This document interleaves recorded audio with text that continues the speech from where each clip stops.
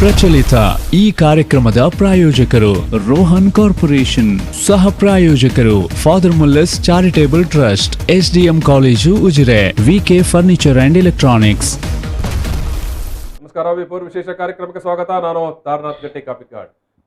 ವೀಕ್ಷಕರೇ, ಈ ದಿವಸ ನಾವು ಸ್ವತಃ ಪೊಲೀಸ್ ಕಮಿಷನರ್ ಅವರೇ ಅಕ್ರಮ ಮರಳುಗಾರಿಕೆ ಅಡ್ಡೆಗೆ ದಾಳಿ ಮಾಡಿದಂತ ಮತ್ತು ದಾಳಿ ಮಾಡಿ ಈ ಒಂದು ಅಕ್ರಮ ಮರಳುಗಾರಿಕೆಯಲ್ಲಿ ಭಾಗಿಯಾಗ್ತಾ ಇದ್ದಂಥ ವಾಹನಗಳನ್ನು ಮತ್ತು ಅದಕ್ಕೆ ಸಂಬಂಧಪಟ್ಟ ಆರೋಪಿಗಳನ್ನು ವಶಕ್ಕೆ ತೆಗೆದುಕೊಂಡಂತ ವಿಚಾರ ಏನಿದೆ, ತಲಪಾಡಿ ಟೋಲ್ ಗೇಟ್ ಬಳಿ ನಡೆದಂತ ಒಂದು ಘಟನಾವಳಿಗಳು. ಈ ಹಿನ್ನೆಲೆಯಲ್ಲಿ ನಾವು ಇವತ್ತು ಮಾತುಕತೆ ನಡೆಸ್ತೇವೆ. ಜೊತೆಗೆ ಪೊಲೀಸರೇ ವಶಕ್ಕೆ ತಮ್ಮ ವಶದಲ್ಲಿದ್ದಂಥ ಕಾರುಗಳನ್ನು ಮಾರಾಟ ಮಾಡಿದಂತ ಮತ್ತೊಂದು ಅಕ್ರಮದ ಬಗ್ಗೆ ಕೂಡ ನಾವು ಇವತ್ತು ಮಾತಾಡಲಿಕ್ಕಿದ್ದೇವೆ. ಸೊ ಈ ಸಂದರ್ಭದಲ್ಲಿ ನಮ್ಮ ಜೊತೆಗೆ ಹಿರಿಯ ಸಾಮಾಜಿಕ ಕಾರ್ಯಕರ್ತರು ಮತ್ತು ಶೈಕ್ಷಣಿಕ ಸಲಹೆಗಾರರಾಗಿರುವಂತಹ MG ಹೆಗ್ಡೆ ಅವರಿದ್ದಾರೆ. ಜೊತೆಗೆ ಇನ್ನೋರ್ವ ಹಿರಿಯ ಸಾಮಾಜಿಕ ಕಾರ್ಯಕರ್ತರಾಗಿರುವಂತಹ ಸುನಿಲ್ ಭಜಲಕೇರಿ ಅವರಿದ್ದಾರೆ. ನಾನು ಇಬ್ಬರನ್ನು ಕೂಡ ಈ ಒಂದು ಪ್ರೀತಿಯಿಂದ ಈ ಒಂದು ಕಾರ್ಯಕ್ರಮಕ್ಕೆ ಸ್ವಾಗತ ಮಾಡ್ತಾ ಇದ್ದೇನೆ. ಸುನಿಲ್ ಭಜಲಕೇರಿ ಅವರು ಮತ್ತು MG ಹೆಗ್ಡೆ ಅವರು. ಇದು ಸುನಿಲ್ ಭಜಲಕೇರಿ ಅವರಂತೂ ನೀವು ನಿರಂತರವಾಗಿ ನೋಡಿರ್ತೀರಿ. ಈ ಅಕ್ರಮ ಮರಳುಗಾರಿಕೆಯ ಬಗ್ಗೆ ಯಾರಾದರೂ ದಕ್ಷಿಣ ಕನ್ನಡ ಜಿಲ್ಲೆಯಲ್ಲಿ ಬೆನ್ನು ಬಿದ್ದು ಅದರ ಹಿಂದೆ ಬಿದ್ದು ಈ ಒಂದು ಅಕ್ರಮ ಮರಳುಗಾರಿಕೆಯನ್ನು ಪೊಲೀಸರು ಅದನ್ನು ಅಥವಾ ಜಿಲ್ಲಾಡಳಿತ ಅದನ್ನು ಸರಿದಾರಿಗೆ ತರಬೇಕು ಅನ್ನುವ ನಿಟ್ಟಿನಲ್ಲಿ ಬೆನ್ನು ಬಿದ್ದು ನಿರಂತರವಾಗಿ ಮಾಹಿತಿಗಳನ್ನು ಕೊಡುತ್ತಾ, ಜೊತೆಗೆ ಅದರ ಬಗ್ಗೆ ಅಧಿಕಾರಿಗಳನ್ನು ಅಥವಾ ಪೊಲೀಸರನ್ನು ಚುರುಕು ಮುಟ್ಟಿಸುವಂತ ಕೆಲಸ ಮಾಡ್ತಾ ಇರುವಂತ ಒಬ್ಬ ಅಪರೂಪದ ಸಾಮಾಜಿಕ ಕಾರ್ಯಕರ್ತ. ಸೊ ನಾವು ಕಳೆದ ಒಂದು ವಾರದ ಮೊದಲು ಕೂಡ ಸುನಿಲ್ ಭಜಲಕೇರಿ ಅವರು ಇದೇ V4 ನ್ಯೂಸ್ ನಲ್ಲಿ ಮಾತನಾಡುವ ಸಂದರ್ಭದಲ್ಲಿ ಒಟ್ಟು ನಮ್ಮ ಮಂಗಳೂರು ವ್ಯಾಪ್ತಿಯಲ್ಲಿ ನಡೀತಾ ಇರುವಂತಹ ಅಕ್ರಮ ಮರಳುಗಾರಿಕೆಯ ಒಂದು ವಹಿವಾಟು ಮತ್ತು ಅದರ ಹಿಂದಿರುವಂತ ಆರೋಪಿಗಳು ಅಥವಾ ಒಟ್ಟು ಆ ಒಂದು ಅಕ್ರಮವನ್ನು ನಡೆಸ್ತಾ ಇರುವ ವ್ಯವಸ್ಥೆ ಏನು ಮತ್ತು ಅದನ್ನು ಯಾವ ರೀತಿ ಮಟ್ಟ ಹಾಕಬಹುದು ಅನ್ನೋ ಬಗ್ಗೆ ಕೂಡ ಇದೇ V4 ನ್ಯೂಸ್ ನಲ್ಲಿ ಮಾತನಾಡಿದ್ದರು. ಸೊ ನಂತರದ ಬೆಳವಣಿಗೆಯಲ್ಲಿ ನಾನು ಈಗಾಗಲೇ ಹೇಳಿದಾಗೆ ಅವರು ಮತ್ತೆ ಅದನ್ನು ಪದೇ ಪದೇ ಸಾಮಾಜಿಕ ಜಾಲತಾಣದಲ್ಲಿ ಬಹಿರಂಗಪಡಿಸಲೇ ಇದ್ದರು. ಸೊ ಅಂತಿಮವಾಗಿ ಜಿಲ್ಲಾ ನಗರ ಪೊಲೀಸರು ಒಂದು ಸಿನಿಮೀಯವಾದ ಕಾರ್ಯಾಚರಣೆ ನಡೆಸಿ, ಸಿನಿಮೀಯವಾದ ಅದು ಶಬ್ದ ಮಾತ್ರ ಅಲ್ಲ, ಪಕ್ಕಾ ಸಿನಿಮೀಯವಾದ ಘಟನಾವಳಿಗಳೇ ನಡೆದಿತ್ತು. ಸ್ವತಃ ಮಂಗಳೂರು ಪೊಲೀಸ್ ಕಮಿಷನರ್ ಶಶಿಕುಮಾರ್ ಅವರು ಮತ್ತು DCP ಹರಿರಾಮ್ ಶಂಕರ್ ಅವರು ಸ್ಕೂಟರ್ನಲ್ಲಿ ಹೋಗಿ, ಯಾಕಂತ ಹೇಳಿದ್ರೆ ಒಂದು ವೇಳೆ ತಾವು ಅವರ ವಾಹನದಲ್ಲಿ ಅಥವಾ ಜೀಪ್ನಲ್ಲಿ ಹೋದರೆ ಖಂಡಿತವಾಗಿಯೂ ಮಾಹಿತಿ ಹೊರಗೆ ಹೋಗ್ತಾ ಇತ್ತು. ಸೊ ಅಂತಹ ಸಂದರ್ಭದಲ್ಲಿ ತುಂಬಾ ಸಿನಿಮೀಯವಾದ ಡ್ರಾಮ್ಯಾಟಿಕ್ ಆಗಿ ಒಂದು ಕಾರ್ಯಾಚರಣೆ ನಡೆಸಿ ತಲಪಾಡಿ ಟೋಲ್ ಗೇಟ್ ಬಳಿ ಈ ಒಂದು ಅಕ್ರಮ ಮರಳುಗಾರಿಕೆಯ ಓಡಾಡ್ತಾ ಇದ್ದಂತ ಟಿಪ್ಪರ್ಗಳನ್ನು ವಶಕ್ಕೆ ತಗೊಂಡಿದ್ದಾರೆ ಮತ್ತು ಅದರ ಕಾರ್ಯಾಚರಣೆ ಮಾಡ್ತಾ ಇದ್ದವರನ್ನು ಕೂಡ ಬಂಧಿಸಿದ್ದಾರೆ. ಈಗ ಅದರ ಫಾಲೋಅಪ್ ಆಗಿ ನಿನ್ನೆ ಕೂಡ ಮತ್ತಿಬ್ಬರನ್ನು ಅರೆಸ್ಟ್ ಮಾಡಿದ್ದಾರೆ. ಈಗ ಇಲ್ಲಿ ಪ್ರಶ್ನೆ ಇರುವಂತದ್ದು, ನಾನು ಇಬ್ಬರು ಸಾಮಾಜಿಕ ಕಾರ್ಯಕರ್ತರು ತುಂಬಾ ಜನಪರ ಕಾಳಜಿಯ ಮತ್ತು ಕಳಕಳಿಯ ಸಾಮಾಜಿಕ ಕಾರ್ಯಕರ್ತರು, ಸುನಿಲ್ ಭಜಲಕೇರಿ ಅವರು ಮತ್ತು MG ಹೆಗ್ಡೆ ಅವರು. ನಾನು ಇಬ್ಬರಲ್ಲಿ ಕೂಡ ಮಾತುಕತೆಯನ್ನು ಆರಂಭಿಸುವ ಸಂದರ್ಭದಲ್ಲಿ ಇಂತಹ ಅಕ್ರಮಗಳು ನಡೀತಾ ಇರುವಂಥದ್ದು ಇದೇನು ರಹಸ್ಯವಾಗಿ ನಡೀತಾ ಇರುವಂಥದ್ದಲ್ಲ, ಇದು ಸೂರ್ಯನಷ್ಟೇ ಸತ್ಯ. ಇದು ಇಷ್ಟು ಬಹಿರಂಗವಾಗಿ ನಡೀತಾ ಇರುವ ಈ ಒಂದು ಅಕ್ರಮಗಳನ್ನು ಮೊನ್ನೆ ದಿವಸ ಪೊಲೀಸ್ ಕಮಿಷನರ್ ಅವರು ಶಶಿಕುಮಾರ್ ಅವರು ಮತ್ತು DCP ಹರಿರಾಮ್ ಶಂಕರ್ ಅವರು ನೇರವಾಗಿ ಅಂತ ಒಂದು ಕಾರ್ಯಾಚರಣೆ ನಡೆಸಿ ಅದಕ್ಕೆ ಅದನ್ನು ಒಂದು ಮಟ್ಟಿಗೆ ಅದನ್ನು ಸ್ಟಾಪ್ ಮಾಡಿದ್ದಾರೆ. ಅದಕ್ಕಾಗಿ ನಾನು ಸಮಸ್ತ ಕರಾವಳಿ ಜನರ ಪರವಾಗಿ ಮತ್ತು ಈ ರೀತಿಯ ಸಾಮಾಜಿಕ ಬದ್ಧತೆಯಿಂದ ಮತ್ತು ಸಾಮಾಜಿಕ ಕಳಕಳಿಯಿಂದ ಹೋರಾಡ್ತಾ ಇರುವಂತ ಈ ಒಂದು ಸಾಮಾಜಿಕ ಕಾರ್ಯಕರ್ತರ ಪರವಾಗಿ ಕೂಡ ನಾನು ಇಬ್ಬರು ಅಧಿಕಾರಿಗಳನ್ನು ಅಭಿನಂದಿಸುತ್ತಾ ನಾನು ಕೇಳುವಂಥದ್ದು, ಇದು ಸುನಿಲ್ ಭಜಲಕೇರಿ ಅವರೇ ಮತ್ತು MG ಹೆಗ್ಡೆ ಅವರೇ, ಇಂಥ ಒಂದು ಬಹಿರಂಗವಾಗಿ ನಡೀತಾ ಇರುವ ಅಕ್ರಮಗಳ ಬಗ್ಗೆ ಸಾಮಾಜಿಕ ಕಾರ್ಯಕರ್ತರುಗಳು ಧ್ವನಿ ಎತ್ತುವ ತನಕ ನಮ್ಮ ಜಿಲ್ಲಾಡಳಿತ ಇರ್ಬೋದು, ಪೊಲೀಸ್ ಆಡಳಿತ ಇರ್ಬೋದು, ಯಾಕೆ ಕ್ರಮ ತಗೊಳ್ತಾ ಇಲ್ಲ? ನೀವು ಹೇಳಿದಾಗೆ ಸೊ ಅಧಿಕಾರಿಗಳು ಬಂದಿರೋದು ಶಶಿಕುಮಾರ್ ಅವರು ಹೊಸತಾಗಿ ಬಂದವರು. ಸೊ ಇಲ್ಲಿಯ ಒಳ ಅರಿವು ಅವರಿಗೆ ಗೊತ್ತಿರಲಿಲ್ಲ. ಅವ್ರು ನೆನೆಸಿದ್ರು ನಾನು ಒಬ್ಬ ಒಳ್ಳೆ ಅಧಿಕಾರಿ, ಸೊ ಅದೇ ರೀತಿ ಮಂಗಳೂರಲ್ಲಿ ಇಂಥ ಅಧಿಕಾರಿಗಳಿದ್ದಾರೆ ಅಂತೇಳಿ ತಿಳ್ಕೊಂಡಿದ್ರು. ಆದರೆ ಅವ್ರು ತಿಳಿತಾ ಇಲ್ಲ, ತಪ್ಪು, ಇದಕ್ಕೆ ನಾನೇ ಸ್ವತಃವಾಗಿ ಕಾರ್ಯಾಚರಣೆಗೆ ಇಳಿಬೇಕು, ಇಲ್ಲ ಅಂತ ಹೇಳಿದ್ರೆ ಇದನ್ನು ನಿಲ್ಲಿಸಲಿಕ್ಕೆ ಸಾಧ್ಯ ಇಲ್ಲ ಅಂತೇಳಿ ಗೊತ್ತಾಯ್ತು. ಹಲವಾರು ದಿವಸಗಳಲ್ಲಿ ನಾನು ಸೋಷಿಯಲ್ ಮೀಡಿಯಾದಲ್ಲಿ ಅವರಿಗೆ ಮಾಡ್ತಾ ಇದ್ದೆ, ಟ್ವೀಟ್ ಮಾಡಿದ್ದೆ. ಇದನ್ನೆಲ್ಲ ನೋಡಿ ಖಂಡಿತವಾಗಿ ಅವ್ರು ಮಾಡ್ತಾರೆ ಎಂಬ ನಂಬಿಕೆ ನನ್ನ ಮೇಲೆ ಇತ್ತು. ಯಾಕಂತ ಹೇಳಿದ್ರೆ ಅವರು ಓದಲ್ಲೆಲ್ಲ ಒಳ್ಳೆ ಹೆಸರು ಮಾಡಿದವರು. ಸೊ ಅನಿರೀಕ್ಷಿತವಾಗಿ ಮೊನ್ನೆ ರಾತ್ರಿ ನಾವು ಇಲ್ಲಿ ಕಾರ್ಯಕ್ರಮದಲ್ಲಿ ಬಂದಿದ್ದು, ಇಲ್ಲಿ ಕಾರ್ಯಕ್ರಮದಲ್ಲಿ ಮಾತಾಡಿದ್ರು. ಹಲವಾರು ಬಾರಿ ನಾವು ಸಾಮಾಜಿಕ ಜಾಲತಾಣದಲ್ಲಿ ಹೇಳಿದ್ರು. ಯಾವಾಗ ನಾವು V4 ಚಾನೆಲ್ ಬಂದು ಕುತ್ಕೊಂಡೆವು, ಆಮೇಲೆ ನಂಗೊಂದು ಇದು ಖಂಡಿತವಾಗಿ ಆಗ್ತದೆ ಅಂತೇಳಿ ನಂಬಿಕೆ ಬಂತು. ಸೊ ಮೊನ್ನೆ ರಾತ್ರಿ 12:30 ಗಂಟೆಗೆ ಇಬ್ರು ಅಧಿಕಾರಿಗಳು ಆಕ್ಟಿವ್ ಹಣದಲ್ಲಿ ಶಾರ್ಟ್ಸ್ ಹಾಕಿ, ಅಸ ಇಷ್ಟವರೆಗೆ ಇತಿಹಾಸದಲ್ಲಿ ಅಂತ ಅಧಿಕಾರಿಗಳು ಯಾರು ಮಾಡಿರ್ಲಿಲ್ಲ. ನಾನು ಅದಕ್ಕೆ ಧನ್ಯವಾದ ಹೇಳ್ತೇನೆ ಇಬ್ರಿಗೂ ಕೂಡ. ಎಸ್, ಖಂಡಿತವಾಗಿ ಇಂಥ ಸಂದರ್ಭದಲ್ಲಿ ನಾವು ಖಂಡಿತವಾಗಿ, ಯಾಕಂದ್ರೆ ಟೋಟಲ್ ಆಗಿ ಪೊಲೀಸ್ ಇಲಾಖೆಯನ್ನು ದೂರುವ ಬದಲು ಎಸ್ ಈ ಇಬ್ಬರು ಅಧಿಕಾರಿಗಳು ಮಾಡಿದ ಒಂದು ಕಾರ್ಯಾಚರಣೆಯನ್ನು ಖಂಡಿತವಾಗಿ ಅಭಿನಂದಿಸಲೇಬೇಕು. ಇದು ಯಾಕಂತ ಹೇಳಿದ್ರೆ ಒಂದು ಸ್ಕೂಟರ್ನಲ್ಲಿ ಈಗ ಅವರಿಗೆ ಕೂಡ ಈಗ ನಾವು ಈ ಹಿಂದೆ ಕೂಡ ದಕ್ಷಿಣ ಕನ್ನಡ ಜಿಲ್ಲೆಯಲ್ಲೂ ನೋಡಿದ್ದೇವೆ, ಅಥವಾ ಬೇರೆ ಹೊರಗಡೆಗಳಲ್ಲಿ ಕೂಡ ನೋಡಿದ್ದೇವೆ, ಅಥವಾ ಬೇರೆ ಹೊರ ರಾಜ್ಯಗಳಲ್ಲಿ ಕೂಡ ನೋಡಿದ್ದೇವೆ. ಅಕ್ರಮಗಳನ್ನು ಬೆನ್ನತ್ತಿ ಪೊಲೀಸರು ಮಾರು ವೇಷದಲ್ಲಿ ಹೋದಾಗ ಅಥವಾ ಎಸ್ಕಾಟ್ ಕಡಿಮೆ ಇಟ್ಟುಕೊಂಡು ಹೋದ ಸಂದರ್ಭದಲ್ಲಿ ಅಕ್ರಮ ಚಟುವಟಿಕೆಯಲ್ಲಿ ಭಾಗಿಯಾಗ್ತಾ ಇರುವವರು ಈ ಪೊಲೀಸರುಗಳನ್ನು, ಅಧಿಕಾರಿಗಳನ್ನು ಯಾವ ರೀತಿ ಮಟ್ಟ ಹಾಕಿದ್ದಾರೆ, ಅಥವಾ ಯಾವ ರೀತಿ ಬೆದರಿಕೆ ಹಾಕಿದ್ದಾರೆ, ಅಥವಾ ಅವರಿಗೆ ಯಾವ ರೀತಿ ಹಲ್ಲೆ ಮಾಡಿದ್ದಾರೆ ಅನ್ನೋದನ್ನು, ಲಾರಿ ಏರಿಸಿದ್ದಾರೆ ಅನ್ನೋದನ್ನು ನೋಡಿದೆ. ಯಾಕಂತ ಹೇಳಿದ್ರೆ ಅವರಿಗೆ ಕೂಡ ಅವರ ಜೀವದ ಪ್ರಶ್ನೆ, ನಮ್ಮಾಗೇನೆ ಏನು ಮನುಷ್ಯರಲ್ವಾ. ಸೊ ಆದರೂ ಕೂಡ ಇಂತಹ ಸಾಹಸಕ್ಕೆ ಮುಂದಾಗಿರೋದಕ್ಕೆ ನಾವು ಅವರನ್ನು ಅಭಿನಂದಿಸಬೇಕು. ಈಗ ಒಟ್ಟು ಇಲಾಖೆಯ ಕೆಳಗಿನ ಸ್ತರದ ಅಧಿಕಾರಿಗಳು ಅಥವಾ ಕಾನ್ಸ್ಟೇಬಲ್ಗಳು, ಅಥವಾ ನಾವು ಅಷ್ಟು ಮಾತ್ರ ಅಲ್ಲ, ಯಾಕಂತ ಹೇಳಿದ್ರೆ ಅಕ್ರಮ ಮರಳುಗಾರಿಕೆಗೆ ಅನುವು ಮಾಡಿಕೊಟ್ಟವರು ತುಂಬಾ ಜನ ಇದ್ದಾರೆ.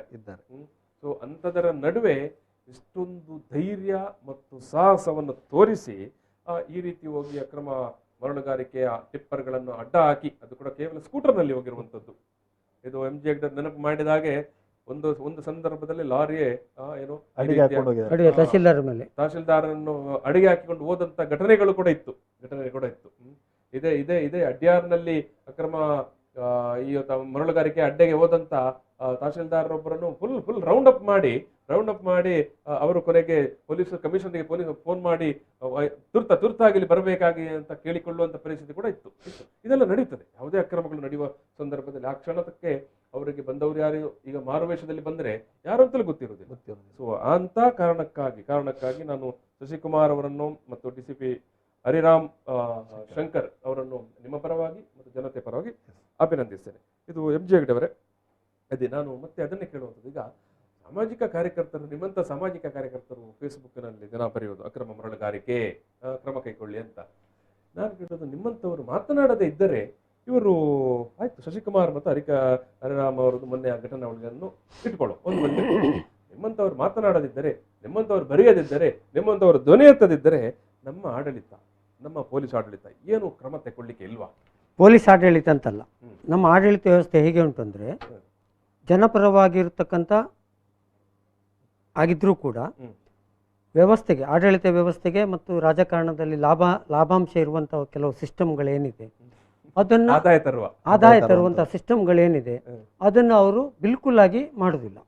ಅದಕ್ಕೆ ಜನ ಏನು ವಿರೋಧ ಮಾಡ್ತಾರೆ ಹೇಳುವಾಗ ಒಂದು ಸ್ವಲ್ಪ ಆ್ಯಕ್ಷನ್ ಆಗ್ತದೆ. ಫಾರ್ ಎಕ್ಸಾಂಪಲ್, ನಿಮಗೆ ಇದಕ್ಕೆ ಪೂರ್ವಕ ಒಂದೇ ಮಾತಲ್ಲಿ ನಮ್ಮ ವಾರ್ಡ್ ಸಮಿತಿ ಅದು ಜನಪರ, ಆದರೆ ನಗರ ಪಾಲಿಕೆಯಲ್ಲಿ ವಾರ್ಡ್ ಸಮಿತಿ ಹೈಕೋರ್ಟ್ ಆದೇಶ ಕೊಟ್ಟಿದೆ. ಆ ನೈಜಿಲು ಇನ್ನು ಯಾರ್ಯಾರು ಪಾಪದ ಕೆಲವರೆಲ್ಲ ಹೋಗಿ ಕೋರ್ಟಿಗೆ ಹೋಗಿ ಒದ್ದಾಡಿ ಆರ್ಡರ್ ತಂದ್ರು. ನಾವು ಸುಮಾರು ನಾವೆಲ್ಲ ಒದ್ದಾಡಿದ್ದು, ನಾವೆಲ್ಲ ಒಂದ್ ಸ್ವಲ್ಪ ಕಾಂಟ್ರಿಬ್ಯೂಷನ್ ಪ್ರಣಾಳಿಕೆಯಲ್ಲಿ ಕೂಡ ಬಂದಿತ್ತು. ಆದರೆ ಅಲ್ಲಿ ಈಗಲೂ ಕೂಡ ನೋಡಿ ಅದರದ್ದು ಡಿಲೇ ಮಾಡ್ತಾ ಇದ್ದಾರೆ. ಅಂದ್ರೆ ನಾವೀಗ ಬರೀಬೇಕು, ದಿನ ಬರ್ದು 4 ಜನ ಚರ್ಚೆ ಆದ್ರೆ ಪ್ರಣಾಳಿಕೆಯಲ್ಲಿ ಹಾಕಿದವರಿಗೆ ನೆನಪಿಸಬೇಕು. ಚುನಾವಣೆಯ ಪ್ರಣಾಳಿಕೆಯಲ್ಲಿ ಕಾಂಗ್ರೆಸ್ನವರು ಹಾಕಿಕೊಳ್ತಾರೆ, ಬಿಜೆಪಿ ಅವರು ಹಾಕಿಕೊಳ್ತಾರೆ, JDS ನವರು ಕೂಡ ಹಾಕಿಕೊಳ್ತಾರೆ. ಹೈಕೋರ್ಟ್ ಆರ್ಡರ್ ಬಂದ್ರು ಮಾಡುದಿಲ್ಲ.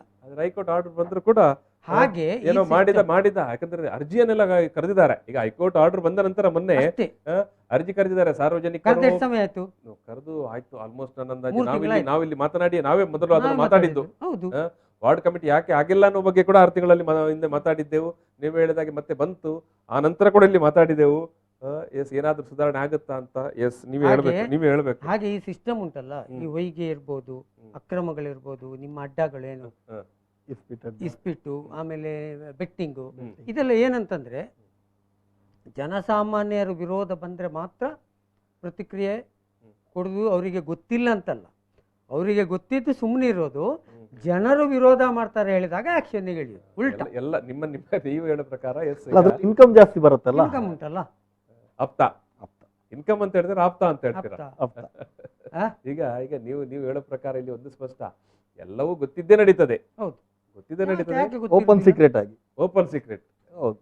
ಯಾರಾದ್ರೂ ಈಗ ನೋಡಿ, ನಿಮ್ಮಂತವ್ರು ಮಾತನಾಡ್ಲಿ ಅಂತ. ಈಗ ನಿಮ್ಗೆ ಒಂದು ವಿಷಯ ಹೇಳ್ತೇನೆ, ಪ್ರತಿಯೊಬ್ಬರಿಗೂ ಒಂದು ಏರಿಯಾದಲ್ಲಿ ಒಂದು 100 ಲಾರಿಗಳು ಬರ್ತದೆ, ಕೊಂಡೋಗ್ತಾರೆ ಹೇಳುವಾಗ ಪಬ್ಲಿಕ್ ಜನರಿಗೆ ಎಲ್ಲರಿಗೂ ಕಾಣುವಂಥದ್ದು. ಅದೇನು ರಾತ್ರಿ ಬಂದು ಬೀಗ ಮುರಿದು ಕಳ್ಳತನ ಮಾಡಿ ಕೊಂಡೋಗುದಾ? ಅಲ್ಲಲ್ಲ, ಇಡೀ ಒಂದು 100 ಕಿಲೋಮೀಟ್ರ್, 200 ಕಿಲೋಮೀಟ್ರ್, 300 ಕಿಲೋಮೀಟ್ರ್ ಟ್ರಾನ್ಸ್ಪೋರ್ಟೇಷನ್ ಹೋಗ್ತದೆ. ಅನೇಕ ನಿಮ್ಮ ಚೆಕ್ ಪೋಸ್ಟ್ಗಳನ್ನು ದಾಟ್ತದೆ, ಅನೇಕ ಸ್ಟೇಷನ್ಗಳ ವ್ಯಾಪ್ತಿಯನ್ನು ದಾಟಿ ಹೋಗ್ತದೆ. ಯಾರಿಗೂ ಗೊತ್ತಿರೋದಿಲ್ಲ, ಅದಲ್ಲ ಗೊತ್ತಿರ್ತದೆ. ಯಾರು ಮಾತಾಡದಿದ್ರೆ ಹೋಗ್ಲಿ, ಮಾತನಾಡುವಷ್ಟು ದಿವಸ ನೋಡುವ. ಸಕ್ರಮವಾಗಿ ಮಾಡುವಾಗ ಸಂಜೆ 6 ಗಂಟೆ ತನಕ ಮಾತ್ರ ಮಾಡಬೇಕು. ಅದು ಕೂಡ ಅಧಿಕಾರಿಗಳು ಗೊತ್ತಲ್ಲ. ಅಕ್ರಮಗಳಾಗುದು ರಾತ್ರಿಯಲ್ಲೇ, ತೆಗೆಯುವಂತ ಪರ್ಮಿಷನ್ ಇಲ್ಲ. ತೆಗೆಯುವಂತ ಪರ್ಮಿಷನ್ ಇಲ್ಲ. ನಾವು 6 ಗಂಟೆ ನಂತರ ಒಟ್ಟು ಈ ಮರಳು ಅಡ್ಡೆ ಅಥವಾ ಏನೋ ಅಕ್ರಮಗಳು ಎಲ್ಲೆಲ್ಲಿ ನಡೀತವೆ ಅನ್ನೋ ಬಗ್ಗೆ ಕೂಡ ನಾವು ಮಾತಾಡ್ಲಿಕ್ಕಿದ್ದೇವೆ. ಇನ್ನೊಂದು ಸಣ್ಣ ಬ್ರೇಕ್ ತೆಗೆದು ಬ್ರೇಕ್ ನಂತರ ಈ ಮಾತುಕತೆ ಮತ್ತೆ ಮುಂದುವರಿತದೆ. ಪ್ರಚಲಿತ ಈ ಕಾರ್ಯಕ್ರಮದ ಪ್ರಾಯೋಜಕರು ರೋಹನ್ ಕಾರ್ಪೊರೇಷನ್, ಸಹ ಪ್ರಾಯೋಜಕರು father Muller's charitable trust, SDM college Ujire, VK furniture and electronics. ಅಕ್ರಮ ಈ ಒಂದು ಮರಳು ಅಕ್ರಮ ಸಾಗಾಟದ ಒಂದು ಸಂದರ್ಭದಲ್ಲಿ ಸ್ವತಃ ಮಂಗಳೂರು ಪೊಲೀಸ್ ಕಮಿಷನರ್ ಅವರೇ ಸುಶೀಲ್ ಕುಮಾರ್ ಮತ್ತು ಡಿಸಿಪಿ ಹರಿರಾಮ್ ಶಂಕರ್ ಅವರು ಮಾರುವೇಷದಲ್ಲಿ ಸ್ಕೂಟರ್ನಲ್ಲಿ ಹೋಗಿ ಅಲ್ಲಿ ಒಂದು ಕಾರ್ಯಾಚರಣೆ ನಡೆಸಿ ಈ ಒಂದು ಅಕ್ರಮ ಮರಳು ಸಾಗಿಸ್ತಾ ಇದ್ದಂಥ ಈ ಒಂದು ಟಿಪ್ಪರ್ಗಳನ್ನು ವಶಕ್ಕೆ ತಕ್ಕೊಂಡು, ಜೊತೆಗೆ ಆ ಒಂದು ಟಿಪ್ಪರ್ನಲ್ಲಿದ್ದಂಥ ಒಟ್ಟು ಆ ಒಂದು ಪ್ರಕರಣದ ಆರೋಪಿಗಳನ್ನು ಅರೆಸ್ಟ್ ಮಾಡಿದಂಥ ಪ್ರಕರಣ ಶನಿವಾರ ಏನು ನಡೆದಿತ್ತು. ಈ ಪ್ರಕರಣದ ಹಿನ್ನೆಲೆ ಇಟ್ಕೊಂಡು ನಾವು ಮಾತಾಡ್ತಾ ಇದ್ದೇವೆ. ಅಂದರೆ ಅಕ್ರಮ ಚಟುವಟಿಕೆಗಳು, ಅದು ಕೂಡ ಬಹುಮುಖ್ಯವಾಗಿ ಅಕ್ರಮ ಮರಳುಗಾರಿಕೆ ಇಷ್ಟು ಏನು ಅಗಲಲ್ಲೇ ಅಂದ್ರೆ ಏನು ರಹಸ್ಯವಾಗಿ ನಡೆಯುವಂಥ ಒಂದು ಪ್ರಕ್ರಿಯೆ ಆಗಿಲ್ಲ. ಅದು ಎಲ್ಲರ ಕಣ್ಣಿಗೆ ರಾಚುವಂತೆ ನಡೀತಾ ಇದ್ದರೂ ಕೂಡ ನಮ್ಮ ಜಿಲ್ಲಾಡಳಿತ ಇರ್ಬೋದು, ಪೊಲೀಸ್ ಆಡಳಿತ ಯಾಕೆ ಮಾತನಾಡ್ತಾ ಇಲ್ಲ, ಯಾಕೆ ಕ್ರಮ ತಗೊಳ್ತಾ ಇಲ್ಲ, ಯಾಕೆ ಇಂಥ ಒಂದು ಅಧಿಕಾರಿಗಳು ಅಟ್ ದ ಎಂಡ್ ನಮ್ಮ ಮುಂದೆ ಇದ್ದಾರೆ. ಇದು ಸುನಿಲ್ ಬಜಿಲಕೇರಿ ಅವರು, MG ಹೆಗಡೆ ಅವರು. ಬಜಿಲಕೇರಿ ಅವರಂತೂ ನಿರಂತರವಾಗಿ ಅಕ್ರಮ ಮರಳುಗಾರಿಕೆನೇ ಬಗ್ಗೆ ಬೆನ್ನು ಬಿದ್ದವರು. ಪ್ರತಿ ಬಾರಿನೂ ಫೇಸ್ಬುಕ್ನಲ್ಲಿ, ವಾಟ್ಸಪ್ನಲ್ಲಿ ಫೋಟೋ ಸಮೇತ ಇಂಥ ಕಡೆ ನಡೀತಾ ಉಂಟು ಅನ್ನೋದನ್ನು ನಿರಂತರವಾಗಿ ಆಗ್ತಾ ಇರ್ತಾರೆ. ಆಮೇಲೆ ವಿಫೋರ್ ವಾಹಿನಿ ಮೂಲಕ ಮಾತನಾಡಿದರು. ಸೊ ಆ ನಂತರದೆಲ್ಲ ಬೆಳವಣಿಗೆ ನಮ್ಮ ಮೂಲಕ ಇಲ್ಲಿ ಈ ರೀತಿ ಏನು ಕೇರಳಕ್ಕೆ ಸಾಗ್ತಾ ಇದ್ದಂಥ ಅಕ್ರಮ ಮರಳುಗಾರಿಕೆಯನ್ನು ಒಂದು ಹಂತಕ್ಕೆ ನಮ್ಮ ಪೊಲೀಸ್ ಕಮಿಷನರ್ ಅವರು ತಡೆದು ನಿಲ್ಲಿಸಿದ್ದಾರೆ. ಈಗ ಪ್ರಶ್ನೆ, ನಾನು ಈಗಾಗಲೇ ಇವ್ರ ಮಾತನಾಡಿದೆ, ಜನ ಮಾತನಾಡುವ ತನಕ ಅಂದರೆ ಸಾಮಾಜಿಕ ಕಾರ್ಯಕರ್ತರು, ಜನ ಅಂತ ಹೇಳಿದ್ರೆ ನಮ್ಮ ಜನ ಕೂಡ ಸಾಕಷ್ಟು ಏನು ಬುದ್ಧಿವಂತರಾಗಿದ್ದಾರೆ. ನಾನು ಯಾಕೆ ಮಾತನಾಡಬೇಕು, ನನಗೆ ಯಾಕೆ ಊರಿನ ಹೊಸಬಾರಿ ಅಲ್ವಾ, ಮಾತನಾಡೋದಿದ್ರೆ MG ಹೆಗ್ಡೆ ಅವರು ಮಾತನಾಡೋದಿದ್ರೆ ಸುನಿಲ್ ಬಜಿಲಕೇರಿ ಅವರು ಮಾತನಾಡಲಿ, ಸೊ ಏನಾದ್ರೂ ಆಗಬಹುದು ಅನ್ನುವಂಥ ಒಂದು ಜನರಲ್ಲಿ ಕೂಡ ಒಂದು ಉದಾಸೀನ ಇದೆ. ಎನಿಯೋ ಆಯ್ತು, ಅಂತಿಮವಾಗಿ ಇಂತಹ ಸಾಮಾಜಿಕ ಕಾರ್ಯಕರ್ತರು ಮಾತನಾಡ್ತಾರೆ. ಅವರು ಮಾತನಾಡಿದ ನಂತರವೇ ನೀವು ಯಾಕೆ ಆಕ್ಷನ್ ತಗೊಳ್ತೀರಿ ಅನ್ನೋದು ಪ್ರಶ್ನೆ. ಈಗ MG ಹೆಗ್ಡೆ ಅವರು ಹೇಳಿದ್ರು, ಎಲ್ಲ ಅಕ್ರಮಗಳು ಗೊತ್ತುಂಟು, ಪೊಲೀಸರಿಗೂ ಗೊತ್ತುಂಟು, ಜಿಲ್ಲಾಡಳಿತಕ್ಕೂ ಗೊತ್ತುಂಟು, ಆದರೆ ಯಾರಾದರೂ ಮಾತನಾಡಲಿ ಅಂತಲೇ ಕಾಯ್ತಾರೆ ಅಂತ. ಸೊ MG ಹೆಗ್ಡೆ ಅವರೇ, ಯಾರಾದರೆ ಮಾತನಾಡಿಯೇ ಆದ ನಂತರವೇ ನೀವು ಆಕ್ಷನ್ ತಗೊಳ್ಳೋದಾದರೆ, ನಾವು ಈಗ ವೆಲ್ಫೇರ್ ಸ್ಟೇಟ್ ಅಂತ ವಿಷಯದಲ್ಲಿ ಮಾತನಾಡೋದು. ನಮ್ಮ ಕಲ್ಯಾಣ ರಾಜ್ಯ, ಕಲ್ಯಾಣ ರಾಷ್ಟ್ರ, ನಾವು ನಮ್ಮ ಊರು ಕಲ್ಯಾಣ ಆದ್ರೇನಲ್ವ ನಮ್ಮ ರಾಷ್ಟ್ರ ಭ್ರಷ್ಟಾಚಾರ ಮುಕ್ತ ಎಲ್ಲ ಆಗೋದೀಗ ನಮ್ಮ ಊರಿನಲ್ಲಿ ನಾವು ಮಾಡಿದರೆ ಮಾತ್ರ ಅಲ್ವಾ. ಸೊ ಇದು ಜನ ಮಾತನಾಡುವ ತನಕ ಆಗಿದರೆ ಏನು ಮಾಡ್ಲಿಕ್ಕೆ ಇಲ್ವಾ? ನೋಡಿ, ನಾವು ಈ ಫಿಲಾಸಫಿ ಉಂಟಲ್ಲ, ಕಲ್ಯಾಣ ರಾಷ್ಟ್ರ, ರಾಮರಾಜ್ಯ, ಇದೆಲ್ಲವೂ ಆ ಮಾತುಗಳನ್ನು ಹೇಳುವ ನೈತಿಕತೆಯನ್ನು ಕಳೆದುಕೊಳ್ಳುವಂಥ ಒಂದು ಸಮಾಜದ ನಿರ್ಮಾಣ ಆಗಿ ಹೋಗಿದೆ.